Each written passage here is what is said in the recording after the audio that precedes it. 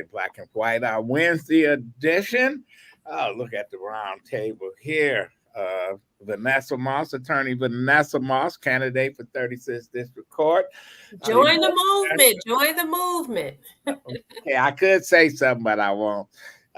Don't. But I'm going to say it afterwards. Okay. Next year. Allan Lengel, co-founder of Deadline Detroit. How you doing, Allan? Good. How's everybody?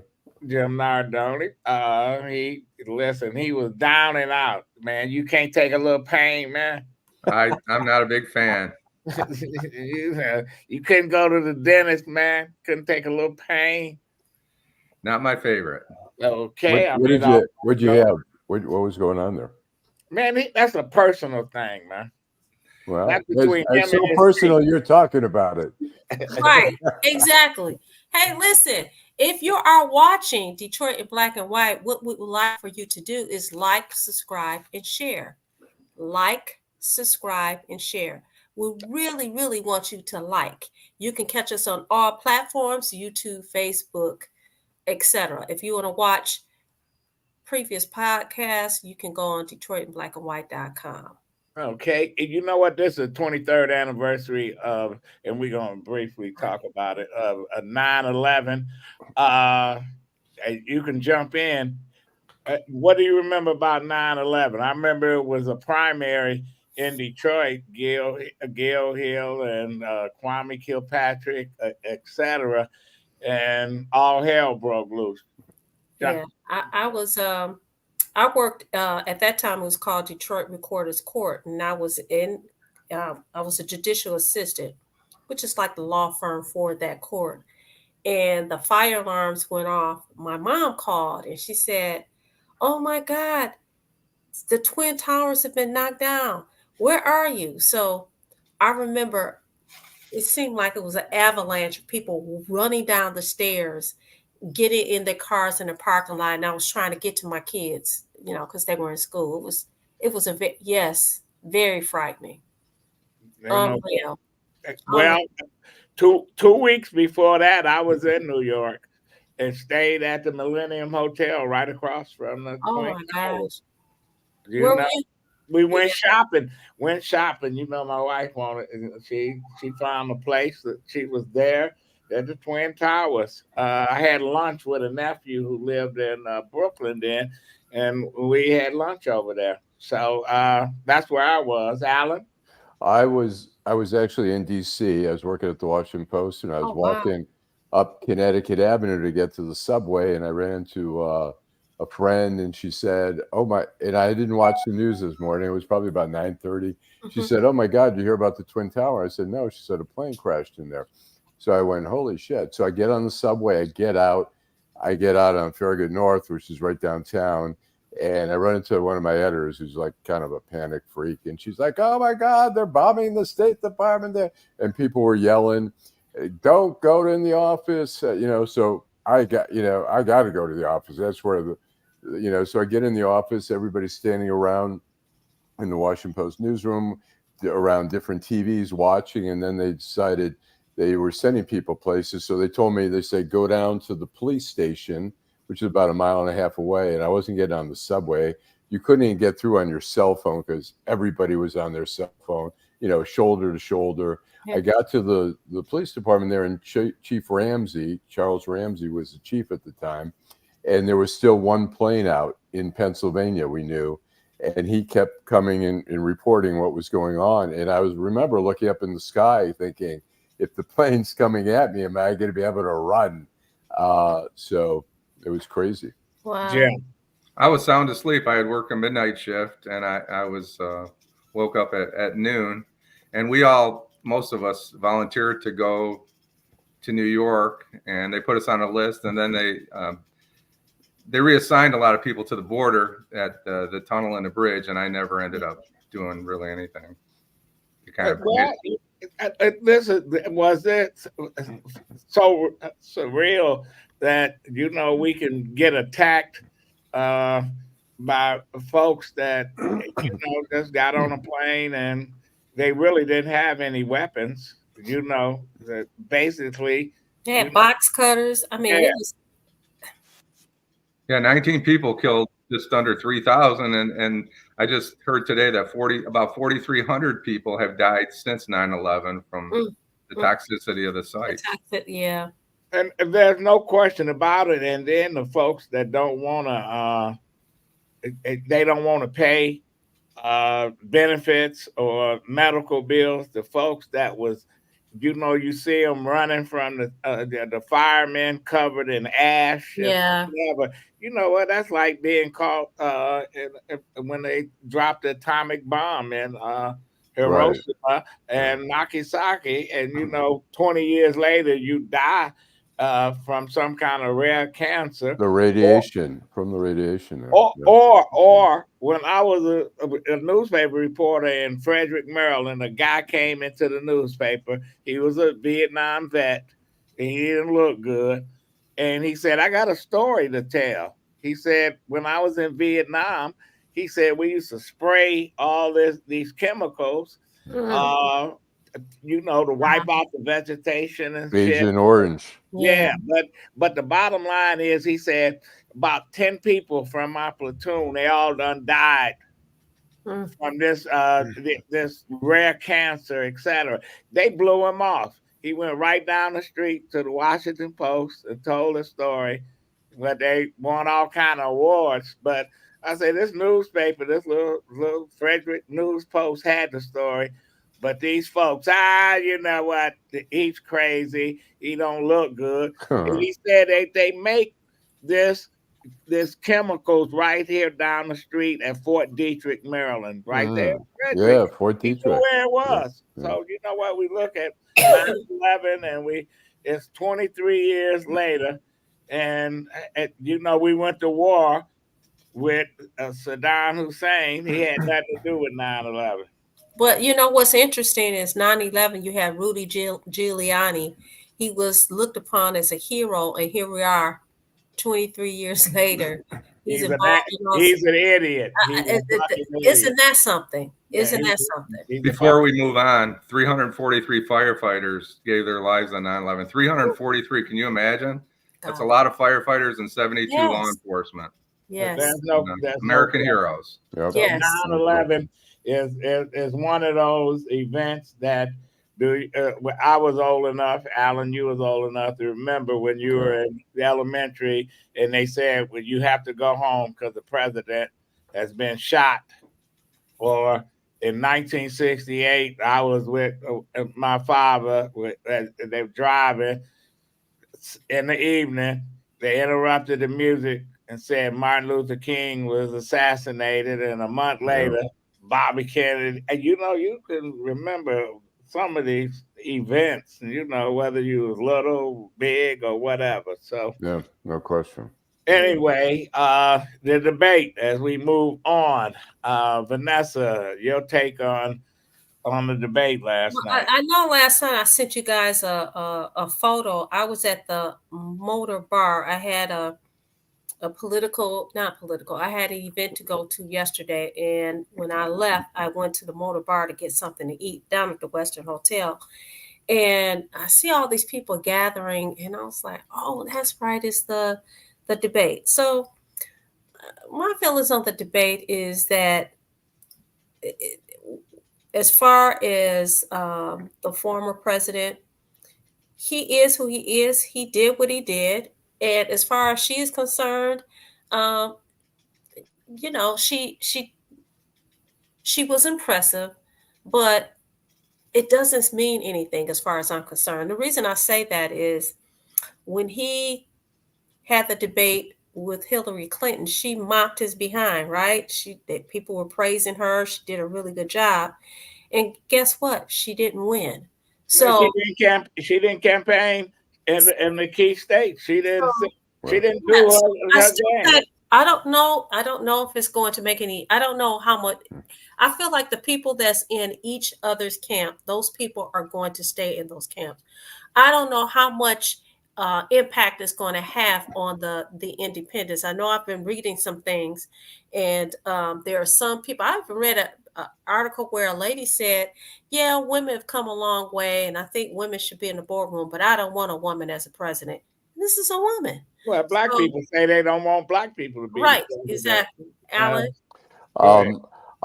I agree that it's probably not going to impact a lot of people in terms of changing people's minds, but the importance of it was that Kamala Harris had to prove that she was the person to be on the same stage, and she not only proved that, but she, I think that she had to at least break even, and I thought she did better than break even, but she had to get out there. It was just a matter of a test. Can she stand up to a bully like that, like in the world stage, where you might have to stand up to somebody like Putin or somebody at Kim Jong-un or somebody, and she showed that she could stand and hold her own, and I think that was important. Whether there was not a lot of substance to the debate itself, but there was style there, and I thought she was very classy.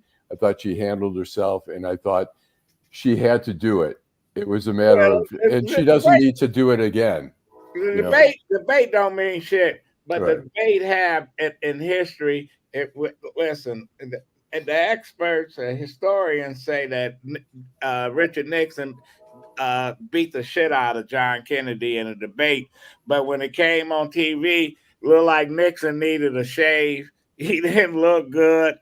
John Kennedy looked like he was, just came out of GQ, and people say, "Oh, he's the man." Yeah. Jim, your take. Well, I think it's interesting. I read a lot and saw a lot, and the best take that I've seen or heard is from Teresa, who's behind the scenes doing all the work this evening. Because Teresa called her predictable, and I think that was a good take on the show. I mean, when you have the ex-president talking about people eating dogs and talking about aborting babies after they've been born, I mean, he's off the rails, right? But on the other hand, I think the vice president came across to me, and this is just to me, more like a Hallmark greeting card, talking. And there's nothing wrong with being positive, but let's talk about the substance. And I agree with Allan for most of what he says, that she came across very well. I liked what she did. She walked across the stage and shook his hand. She looked his way. She didn't back down one bit, and I think that told the story, but. She didn't answer the first question, and that set a little bit of the tone. Well, politicians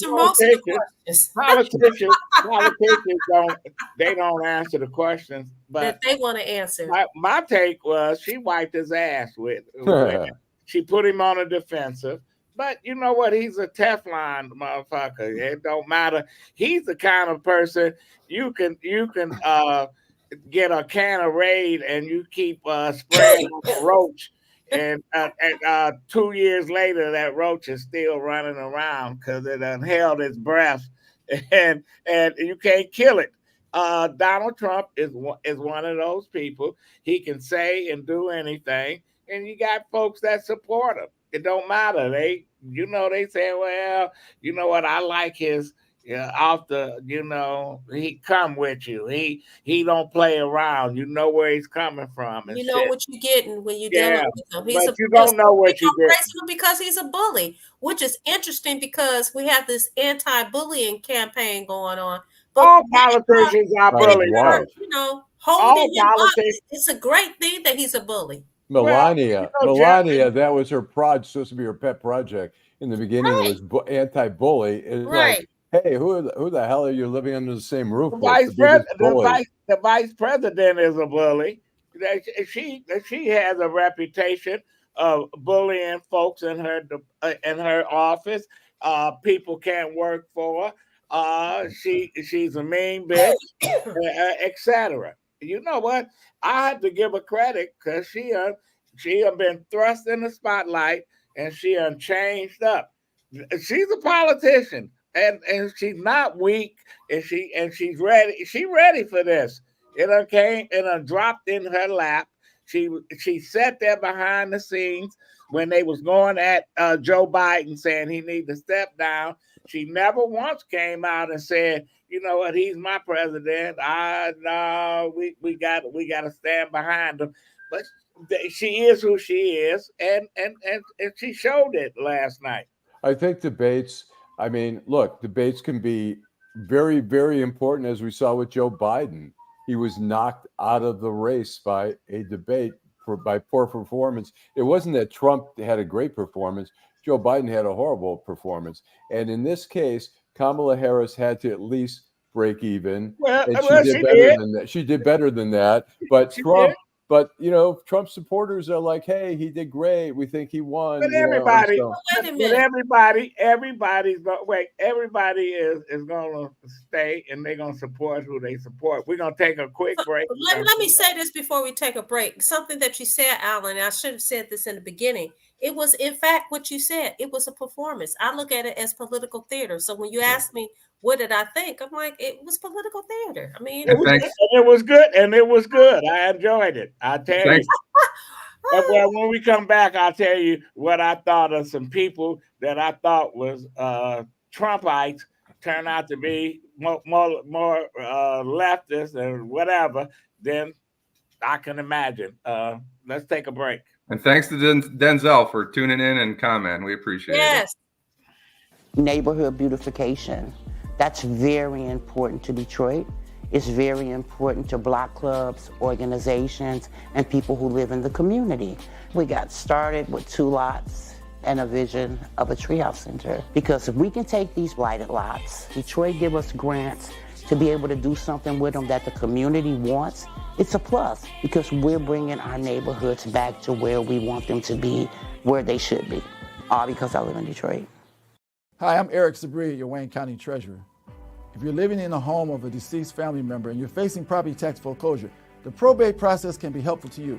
If you file a probate petition and notify our office, the foreclosure proceedings will be halted during the probate process. Contact us at 313-224-5990 or email us at taxinfo@waynecounty.com. We're here to help.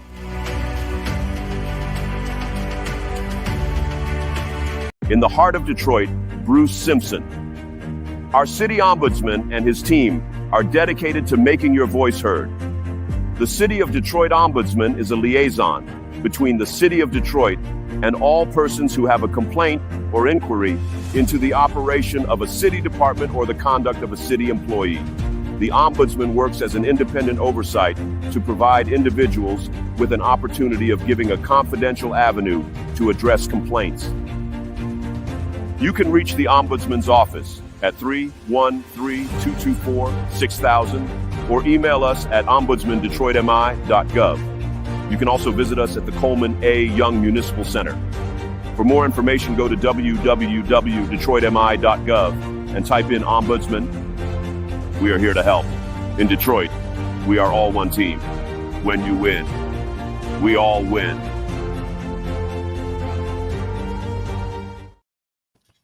Jim, you're a great lion slappy. And you like football. All right. The incident that took place in Miami over the weekend. We've got a video. Let's play it real quick. Hey, don't knock on my window like that, man. Why don't you have your seatbelt on? Don't knock on my window. New body cam footage shows the moment NFL star Tyreek Hill was pulled over near the Miami Dolphins Hard Rock Stadium, just hours before their first game of the season. Just get my ticket, bro, so I can go. I'm finna be late, gang. What happened next is open to interpretation, but after a disagreement about winding down his window, Hill was eventually dragged out of his car and handcuffed face down on the ground. Hey, keep your window down. Keep your window down, I'm gonna get you out of the car. As a matter of fact, get out of the car. Give me your ass, Get out of the car. Give me your ass, I'm gonna break that freaking window. Get out of the car. Get out of the car right now. We're not playing this game. Get out. Get out. Get out. Get out. Get out. Get out. Get out. What part of blood do you understand? Hey, Drew, I'm getting arrested, Drew. I'm getting arrested. Back up. Hey, come. Some of Hill's teammates stopped to help, and one of them was also briefly detained. Hey, man, they got Tyreek. The cops over. Jim, you, chief of police. Here. Tell me, why was the guy he acted like he was a gang member? What the hell is wrong? Exactly. Miami-Dade Police Department. I'll start there, but I'm gonna go all the way back to the start. And if you look at our Facebook site, you will see every video from the beginning to the end. I will tell you, if you've been a police officer for 5 years and you've worked the road, you worked in a traffic bureau, you can tell the speed that Mr. Hill was driving. I estimated his speed about 52, 53, 54 miles an hour. Even from video, you can tell. It may not be exact, but I'm going to tell you, he did not touch 60 miles an hour. The interesting part is the officer did not know whether he had his seatbelt on. There is no way you could have seen inside that car to tell if that gentleman had a seatbelt on. And we're talking about a 45-mile-an-hour zone. The reports where he was doing 80 in a neighborhood and all these things are completely wrong. He was doing 8 miles over the speed limit at the most, 8 miles over the speed limit, and he did not know why he was pulled over. And most interesting to me is the officer approached him. He immediately handed his driver's license to the officer. If you look at that video, at 15 seconds after he was stopped, that policeman is waving around his ID. So Tyreek Hill did, to me, yeah, was he an asshole? Sure, okay. He's an arrogant athlete that was driving a $350,000 car. That's why they stopped him. That's exactly why they stopped him. Every police officer that was there should not be wearing that badge. That's my opinion. They had a motor gang mentality out there, right? They were the Hells Angels. And to me, it's a setup. And then I listened to this little piece of shit named Stephen A. Smith, who pissing on the football player, saying, "Well, you know what? When you get stopped, you need to just fall on the ground and have your hands up and all this other shit." Like, where the fuck are we? You know what? If I get stopped, I'm not saying shit. You want my driver's license? Whatever I got, here it is. And you got cops pulling people out. I didn't like the way we had that little Colt Gray kill 4 people, and they treated him with the utmost respect. And then you have a guy on a traffic stop. They were about to kill him if they didn't have all these witnesses. They would have shot him. Whatever. This is the thing. And if it had been you, Jim, just a regular old Joe Schmo, we wouldn't even know anything about this, right? We wouldn't. I agree. And that's what's so shameful about it, because I guarantee you, this is not the first time they've done this, and it's not, hopefully it's the last. But this is indicative of their behavior. Well, 5 minutes away from George Floyd. 5 minutes away from a George Floyd situation. We don't need to do George Floyd. We can go back to Miami back in the fucking 80s. His name was Arthur Duffy. He rode a motorcycle and they stopped him for speeding, and 4 Miami-Dade cops, they beat him to death. That's when they had they had that little insurrection down there. Not only. When was this, Adolph? In 1980? In the 80s.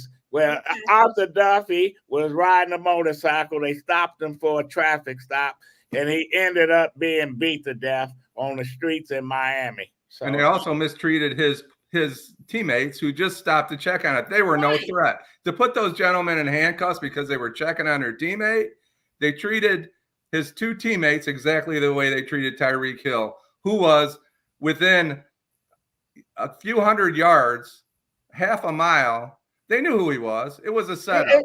It was like down in Grand Circus Park a couple years ago. It was about 5 of the 6 Detroit police officers, some undercover officers.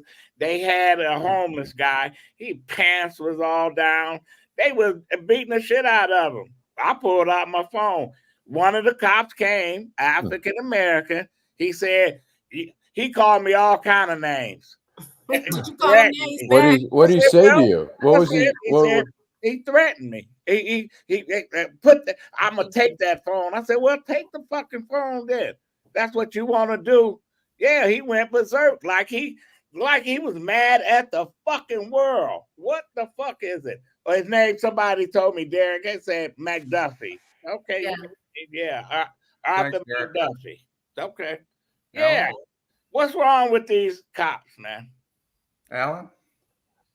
You know what? I mean, some of it's just, look, you can take General Roos psychologically. Well, 11 people. Yeah, you can treat him with the utmost respect. You can let Kyle Rittenhouse walk past you with a semi-automatic weapon, and you don't say shit. But to stop a motherfucker because he drove and he got a $350,000 car, that's all it was about. You know what? Part of it also is, and you know, a friend of mine who was on the police department for a long time, who's black, had said a lot of these young white cops are afraid of black people, and they're in the city. They've come from wherever, the military or whatever, and they're not properly trained how to deal with something except going to the most extreme. I mean, we see here, even if they wanted to get out of the car, they could have said, please step out of the car. They yanked him out without giving him any opportunity. The question is whether he needed to get out of the car, but even if they wanted him out of the car. So, but you know what? Let me say this. I think, from my view, it has so much to do with how dare you defy my authority. That's that gang mentality. I don't know if it. I can't say. Well, they did it. They did it. And black man, I think it was a $350,000 car. The fact that this guy was just very matter of factly, man. Look, I got to go to work. You know what I'm saying? What you're doing ain't about nothing. Look at the cops. Like, how dare you defy my authority? Look at the cops in Memphis. They're going on trial now, where the undercover cops beat. They were all African American. They beat the guy to death. I mean, they beat him to death like it wasn't about nothing. One just pleaded guilty again, but it's just like, damn, man. Look, police. What's going on out here? Police are not trained properly in a lot of ways. Even you know, there have been deaf motorists who have been perceived as Why you say they haven't been trained properly? Well, I think there's still a lot of training that needs to be done that's not being. Well, look, the fact is, are they being trained? I'm sorry. You know what? I don't know if you can say that we're not trained properly. I just think that there are some things that you have to have in you that you can't teach people to be, you know, treat humans as humans, to be, to have compassion, to be respectful. I don't think that you can train them to do that. I think that has something that has to be within you. I disagree in terms of the escalation there. I mean, they have to be trained not to escalate situation. We see so often these cases result in deaths over escalations, like in Grand Rapids, the guy chased after a guy who was running from his car. I mean, he should have stopped. He didn't need to chase him, and he certainly didn't need to shoot him in the back of the head. Jim, what do you think about the comment of him saying that these police officers aren't trained properly? I don't know if I agree with that, but I'm not there yet. I'm going back to your point, Vanessa, when you said, Mr. Hill said, go ahead, give me a ticket so I can be on my way. Yeah. Mr. Hill complied. He gave him his driver's license. They had the car, they had Mr. Hill, they had his driver's license. At that point, the police officer went back to his motor and wrote him a ticket, brought him a ticket, and gave him a ticket if that's what he's going to do. I think he upset him by saying, go ahead, do what you have to do. And I'm going to look, this is small stuff, dude. Here, take this. Let's get if that pissed him off. But I'm going to tell you. I'm going to tell you a little bit. Don't you see my badge? I'm going to go back about 30 years and tell you a quick little story. Very short story, right? Brand new police officer in the city of Trenton. We have a Chrysler plan. It's now whoever owns Chrysler. And I walked into the squad room on midnights, and the lieutenant walked in. He said, look, I know you want to get out there and do your job. You want to stop cars. You want to do this. He said, they change shifts at 7, 3, and 11. Stay off Van Horn Road. And that's what that lieutenant told me. When people are going to work, stay out of their way. Is basically what he said. You're going to have more problems than anything. And those police officers knew exactly where they were. Back to Denzel's comment. He may be right in some departments, Denzel, but not everybody goes by tickets. And tickets are a way to change behavior. That's the theory behind tickets. So not every department pushes tickets. But Allan, it's also the last word. All right. I'm going to say also, when we see a lot of these cops who get involved in these incidents, a lot of it's not their first time. A lot of them have complaints lodged against them, and it's up to the department to correct that, to make sure that they're not continuing with that behavior. And I think we see repeated. I mean, we'll see like sometimes 30 citizen complaints, and there's always going to be some citizen complaints. But when there's excessive number, the departments ignore it, which we see in the Detroit Police Department and departments all across the country. That's when we end up with abuses like that. So 27-year veteran. This was a 27-year veteran. That was they need to fire his 27-year ass. But anyway, what about Karen's comment? Karen Winston said that she read an article where they hire combat. What did it say, Allan? Can you read it? Probably they're hired. Combat forces are hired big time these days. She said. Well, no, that's been going on forever, where people from the military go into police, FBI. There's a lot of military. I'll give you a history in Detroit. Detroit in the 40s and 50s, they used to recruit Southern white cops from Mississippi, Alabama, because they said they know how to deal with black folks, and they used to bring them up here. So listen, they do what they're gonna do. Let's move on. We're coming to a close. My man James Earl Jones. We done had some people that pass away. Let's start with James Earl Jones. Hey, U of M guy, Michigan man. That's right. Go Blue. Claudine, I love that movie. I mean, that voice. You know what? The last campaign for Coleman Young, somebody gave him James Earl Jones' telephone number. James Earl Jones wasn't involved in no political shit. Coleman Young called him off guard and said, "Can you voice a commercial for me?" And he said, "Yeah, never charged the mayor nothing." I wish I could find the spot. It was the greatest spot. A political commercial? Yeah, he did a commercial for Coleman Young re-election. His last campaign, it said Darth Vader is promoting Coleman Young, and it was a great commercial. Wow. James Earl Jones, I loved him on the stage. He was great in The Great White Hope. Yes, all these. He was just a hell of an actor. His father was a hell of an actor. If anybody saw The Sting with Robert Redford and Paul Newman, his father was in The Sting. So Frankie Beverly was another one. We lost him yesterday. We also lost this young man. He's a rapper, 33 years old, drug overdose. Rich Homie Quan. So I know one of his songs, Lifestyle. I actually liked it, but I wish we lost half of Congress yesterday too. I know Frankie Beverly spent a lot of time. Some of these motherfuckers we need to lose.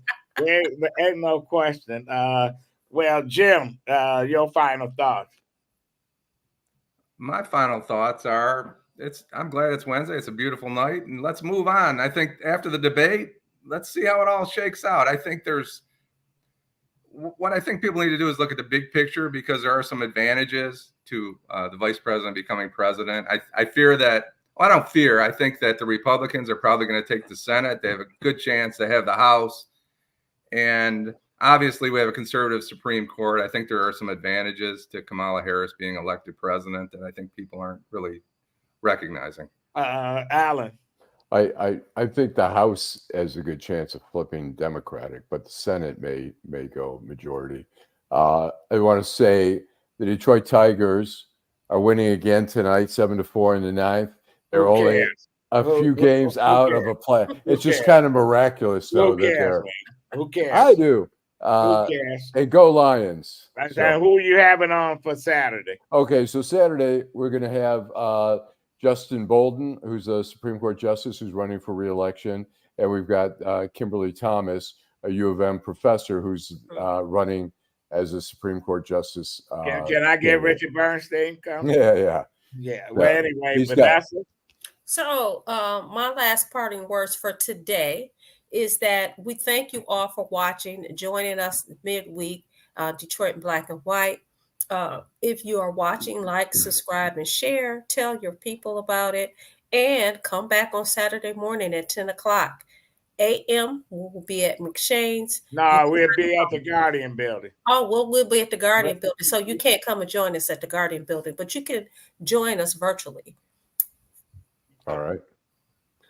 Have a good day.